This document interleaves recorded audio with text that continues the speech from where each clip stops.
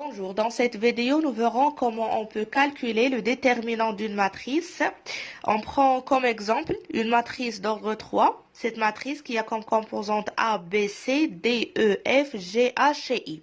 Alors, pour calculer le déterminant de cette matrice, on peut développer soit suivant les colonnes ou bien suivant les lignes. Alors, on commence par calculer le déterminant en développant suivant la première colonne. Donc, on a une matrice d'ordre 3, alors il existe trois sous-déterminants à trouver. Alors, comme j'ai dit, je développe suivant la première colonne. Donc, je commence par A.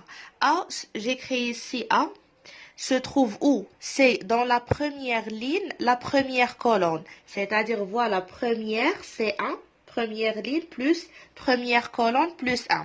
Donc, je fais moins 1 à la puissance 1 plus 1 fois le coefficient qui existe dans la première ligne. La première colonne, c'est 1.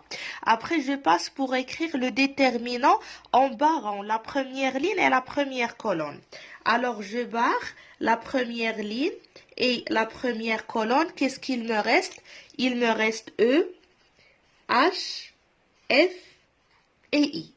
Après, je passe, je dis que je travaille suivant la première colonne, donc je passe pour B.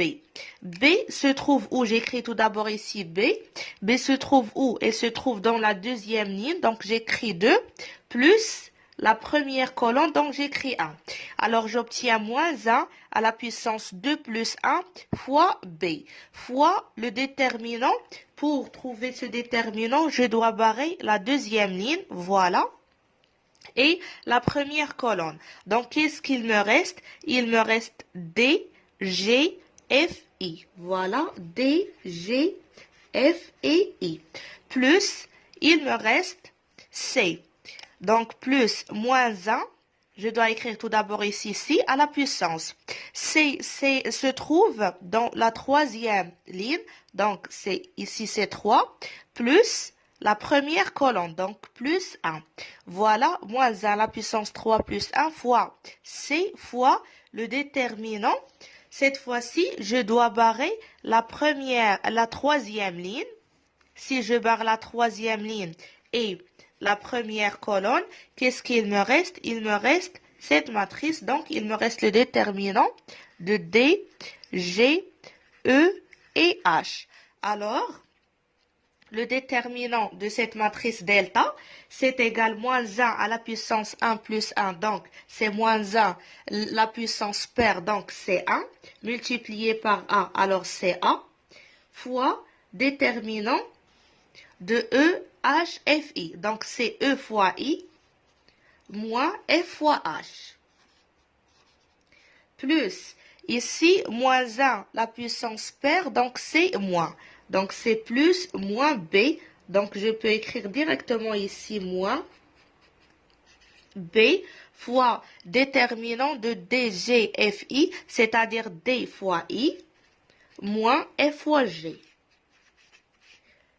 Ici, G, 3 plus 1, ça fait 4. Donc, paire, moins 1, puissance paire, donc c'est 1, fois C, donc j'obtiens plus C fois D fois H, moins E fois G. Voilà déterminant delta de la matrice qu'on a ici. Suivons le développement par rapport à la première colonne. On passe pour trouver le même déterminant, mais en utilisant cette fois-ci le développement par rapport à la première ligne. Je travaille avec la première ligne, alors je commence par A, toujours, voilà, j'ai ici A. A se trouve dans la première ligne, la première colonne, donc je fais 1 plus 1, fois déterminant, je barre la première ligne, la première colonne. Alors, il me reste, voilà, il me reste E, H, F, I. Après, je passe pour, cette fois-ci, je travaille avec la première ligne. Donc, je prends D. D se trouve dans la première ligne, donc c'est 1, plus deuxième colonne, donc c'est 1 plus 2, fois déterminant. Alors, je dois barrer la première ligne, voilà, et la deuxième colonne. Donc, voilà. Alors, qu'est-ce qu'il me reste? Il me reste B, H, C et I. Je passe pour la dernière composante de la première ligne, c'est G. Donc, j'écris ici G. G où se trouve? Dans la première ligne, voilà 1, plus la troisième colonne, donc plus 3. Fois, pour trouver déterminant, je dois barrer la première ligne et la troisième colonne. Donc, il me reste B, E, C, F. Voilà, B, E, C et F. Donc, c'est égal, moins 1 puissance paire, donc c'est 1. Alors, c'est A fois déterminant de E, H, F, I, c'est-à-dire E, I, moins F, H. Ici, j'ai la puissance impaire, donc c'est moins 1, fois D, c'est moins D. Déterminant ici, c'est égal à BI moins CH.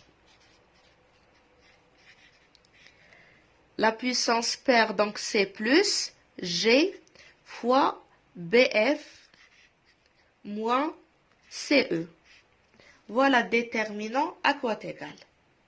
Maintenant, pour démontrer que le déterminant, si on développe suivant la première colonne ou bien suivant la première ligne, se sont égaux, il faut démontrer que A, facteur de EI, moins FH, moins D, facteur de BI, moins CH, plus G, facteur de BF, moins CE, c'est égal à A, facteur de EI, moins FH, moins B, facteur de DI, moins FG, plus C facteur de DH moins EG. Donc, on développe ici. Je garde A facteur de EI moins FH parce que ça existe déjà dans le premier déterminant.